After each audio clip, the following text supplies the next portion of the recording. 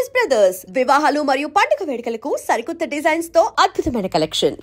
అలాగే దీపావళి వచ్చిందంటే ఖచ్చితంగా ఢిల్లీలో క్రాకర్స్ కాల్చకూడదు అండ్ దాంతోపాటు కూడా సో ఎప్పుడూ లేనిది ఈ టైంలోనే ప్రత్యేకంగా మన హిందూ పండుగలకు మాత్రమే గుర్తొస్తూ ఉంటుంది.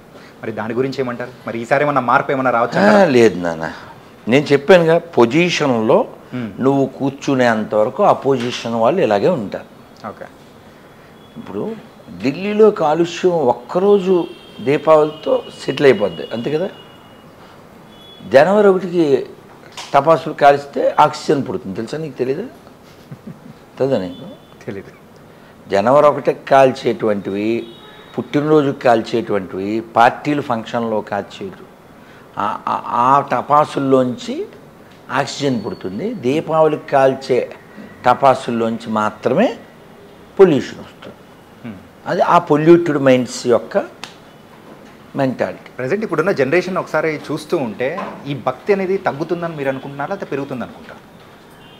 భక్తి చాలా పెద్ద పదము. ఒక సంతోషకరమైన విషయం ఏంటంటే యంగ్స్టర్స్లో ఇది పెరుగుతుంది. యంగ్స్టర్స్లో ఇది పెరుగుతుంది, ఇది ఆనందకరం. ఎప్పుడైతే యువతలో భక్తి పెరిగిందో సహజంగా సమాజంలో క్రైమ్ రేట్ అది తగ్గుతుంది, ప్రశాంతత పెరుగుతుంది.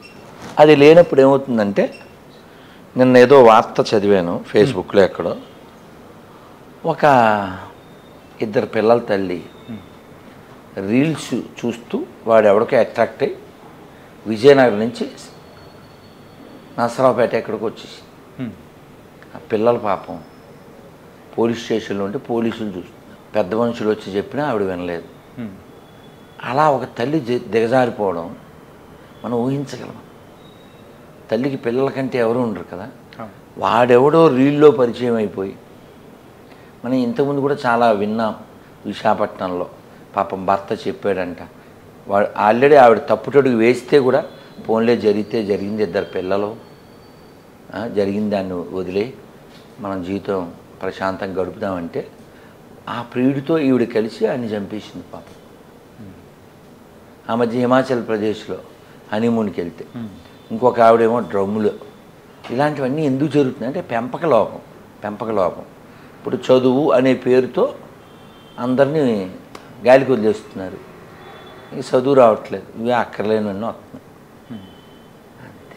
ఇప్పుడు నాలెడ్జ్ ఉంటే ఏమవుతుంది, ఇది నేను కాదు, అది జ్ఞానం. ఇది నేనే, ఇది అజ్ఞానం. ఈ అజ్ఞానం దండిగా ఉన్నప్పుడు ఏమవుతుంది, వాడితో సుఖపడదాం. మొన్న పిల్లని చంపేసింది తల్లి. ఇంకెవరు చెప్పుకోవాలి? కాబట్టి జ్ఞానం అనేది పంచబడాలి. ఆ జ్ఞానం భౌతికతలో ఉంది. మాతృదేవో భవ, పితృదేవో భవ, అతిథిదేవో భవ, ఆచార్యదేవో భవ. అసతోమా సద్గమయ, తమసోమా జ్యోతిర్గమయ, ముచ్చోర్మ అమృతంగమయ. ఇటువంటి జ్ఞానం పంచబడాలి. ఈ దేశం ఎంత గొప్పదో చెప్పబడాలి. ఇవేం లేకపోతే ఈ ఆడపిల్లలు ఎలా తయారంటే వాళ్ళు తయారవుతారు, మగపిల్లలు అలాగే తయారవుతారు. హాయ్ బ్రో అని కళ్ళు ఎగరేస్తారు. ఎక్కడో జీవితం ముగిసిపోతుంది. ఎంత వాల్యుబుల్ బాడీ ఇది, మళ్ళీ వస్తుందా? ఎందుకు ఇచ్చారు, ఎవరిచ్చారు? ఈ బాడీ అసలు ఏ పర్పస్తో వచ్చింది? ఏ స్పృహ లేకుండా, సోయి అంటారు కదా, ఆ సోయి లేకుండా సోది చెప్పుకుంటూ రాత్రి 1 గంటకి 2కి 3కి కొండ బిర్యానీ తింటూ ఎక్కడో అలా నాశనం అయిపోతున్నారు. అలా కాకూడదంటే జ్ఞానం ఉండాలి. ముందు అమ్మా నాన్నకి జ్ఞానం ఉండాలి, అప్పుడు పిల్లలకు వస్తుంది. ఓకే, కాబట్టి అన్నిటికీ సొల్యూషన్ నాలెడ్జ్. ఆ జ్ఞానం పంచబడాలి. ఆ జ్ఞానం భగవద్గీతలో ఉంది, భాగవతంలో ఉంది, రామాయణంలో ఉంది. రాముడు చూడండి, ఆ చైర్లో కూర్చోవడానికి అనౌన్స్మెంట్ అయింది, రాత్రికి మొత్తం తిరగబడిపోయింది. పొద్దున్న ప్రకటన, రాత్రికి విఘటన. రాముడు ఎందుకు అని అడగలేదు. అలాగే నాన్నగారు అన్నాడు, అడవికి వెళ్ళిపోయాడు. వాళ్ళ నాన్నగారు ఒక ఉపాయం కూడా చెప్పారు. ఉమ్, నిన్ను చూడకుండా నేను ఉండలేనురా, అలాగని మీ పిన్నిని ఎదిరించలేను, ఉమ్, నువ్వు నన్ను జైల్లో పెట్టి అప్పుడు ఇంకెవడు మాట్లాడు, మీ పిన్ని కూడా భయపడుతుంది, అప్పుడప్పుడు వచ్చి నన్ను పలకరించు. మంచి ఐడియా, బాగుండలే? ఎవరికైనా నచ్చుద్ది, రాముడికి నచ్చదు. ఎందుకని? ధర్మం వైపు అడుగులు వేయాలనుకున్నాడు కాబట్టి. నాన్నగారు 14 ఏళ్ళు 14 నిమిషాల్లో గడిచిపోతుంది, మీరు కూర్చోండి నేను వస్తాను అని కోరి అడవులకి వెళ్ళాడు. కోరి వెళ్ళాడు. ధర్మం. ఆ ధర్మం అంటే ఎంతమందికి తెలుసు? ప్రతిదానికి అబద్ధం ఆడేసేది, ప్రతిదానికి ఏదో అనుభవించేద్దామని పరుగులు పెట్టేసేది. కానీ మనం పరుగు పెట్టవలసింది పరమాత్మ వైపు. మనం నిద్రపోతామా? కళ్ళు వస్తాయి కదా. కళ్ళు ఎందుకు వస్తాయంటే మనం పూర్తిగా నిద్రపోలేదు కాబట్టి. కళలు ఎందుకు వస్తాయి? పూర్తిగా నిద్రపోలేదు కాబట్టి. నిద్రపోలేదు కాబట్టి వస్తాయి అంతే. ఇప్పుడు చూడు, నువ్వు కావాలితే చాలా టైర్డ్ అయిపోయావు, రెస్టే లేదు, పొద్దున్న 3కి లేచావు, రాత్రి 12, 1 గంట అయిపోయింది, నువ్వు తిరుగుతూ ఉన్నావు, ఏదో పనిలో ఉన్నావు, ఫైనల్గా బాయ్ అలా పడిపోయావు. నీకు అసలు ఒళ్ళే తెలీదు. నువ్వు లేచాకేమంటావు? అబ్బా నాకు ఒళ్ళే తెలియలేదురా అంటావు. అప్పుడు నీకు కళ్ళ కూడా రావు. ఆ స్థితి ఏమిటంటే ఈ జీవుడు పరమాత్మతో కూడి పడుకుంటాడు. పరమాత్మ అంటే ఏంటి? ఆనందం. అందుకే నిద్ర లేచాక చూడు మనం భలే రిలాక్స్గా ఉంటాం కదా. అంటే పరమాత్మతో కూడి ఉంటే మనం రిలాక్స్గా ఉంటాం. పరమాత్మతో ఎప్పుడూ కూడి ఉండొచ్చు, నిద్రతోనే కాదు, జపం చేస్తూ, చదువుతూ, వింటూ, చర్చిస్తూ. భాగవతోత్వంలో అంతా అలాగే ఉండేవారు కదా. అంతే కదా.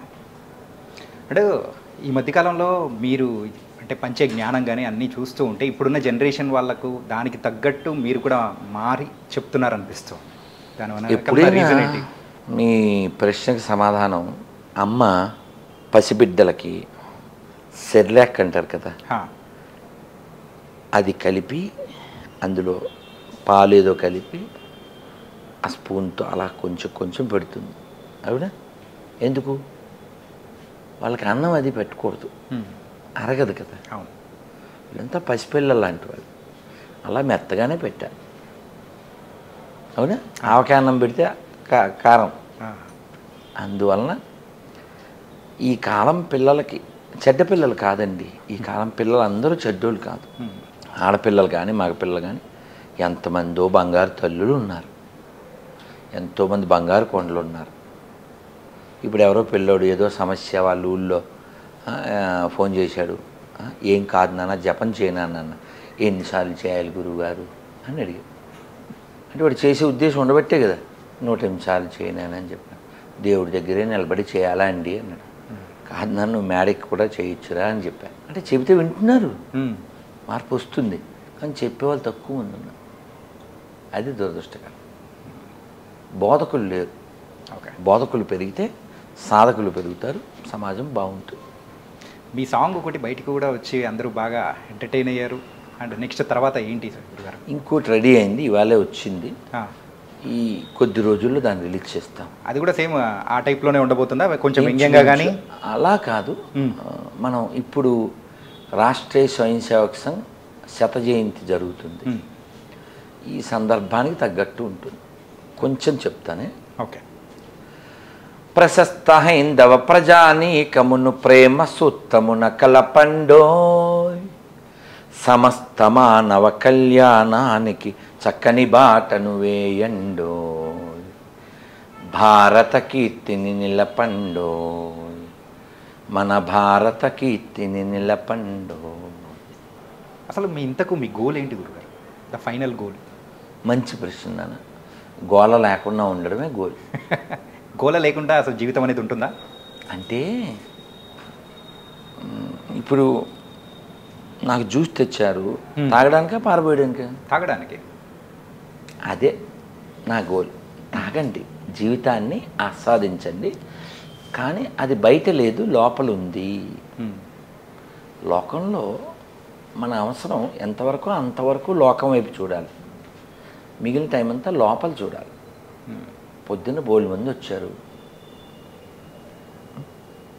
ఇలా సైకిల్ చేసి కూర్చోమని నేను ఆదిత్య హృదయం చదువుకుని, భగవద్గీత చదువుకుని, శిష్టాష్టకం చదువుకుని, దేవుడికి హారతి ఇచ్చి, హోమం చేసి, బోల్డ్ పుస్తకాలు చదివి, వాళ్ళతో చదివించి, ఇదంతా ఏంటి అంతర్ముఖం లోపలికి తిరగడం. And for more videos, Please subscribe to iDream. Please subscribe to iDream. Please subscribe iDream. And please subscribe to iDream. For more videos, subscribe to iDream. please like, share and subscribe to the channel. Congratulations, iDream. Subscribe to iDream. Subscribe to iDream. So subscribe to iDream Media. iDream ki iDream team andarki huge congratulations. Please subscribe iDream Media. Please subscribe to iDream. Subscribe iDream. Please subscribe to iDream. iDream అంటే నా కళల ఛానల్ను subscribe చేసుకున్న నోరు తిరుగుతలేదు, మీరైతే గంట గుర్తు కొట్టండి. For more such videos, please subscribe to iDream. Subscribe to iDream. Please subscribe to iDream. Please subscribe iDream Media. Please do subscribe to iDream. Please subscribe to iDream Media. For best entertainment and information, please subscribe iDream. And don't forget to subscribe to iDream.